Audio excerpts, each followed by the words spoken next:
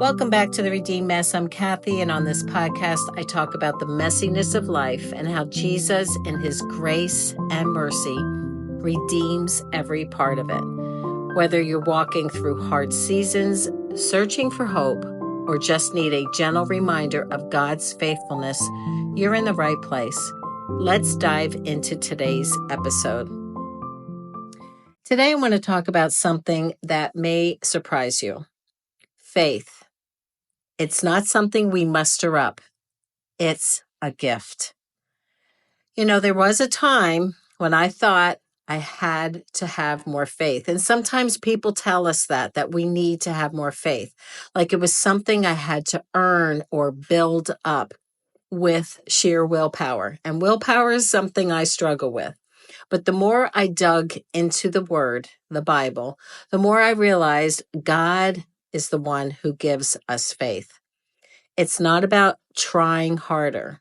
It's about trusting deeper. So let me read this verse to you, and it's from Ephesians chapter 2, verses 8 through 9. For it is by grace you have been saved, through faith, and this is not from yourselves. It is the gift of God, not by works, so that no one can boast. Isn't that a relief? So it's not from ourselves. It's not from getting it all right. It's about surrendering and receiving what God gives us freely. And in Philippians chapter 1, verse 29, Paul says, "For it has been granted to you on behalf of Christ, not only to believe in him, but also to suffer for him."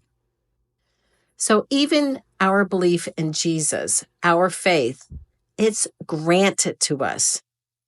And in Hebrews chapter 12, verse 2, we see that Jesus is the pioneer and perfecter of our faith.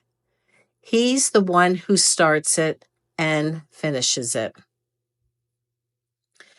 Now, you might be thinking, okay, faith is a gift, but what if I don't feel like I have enough of it?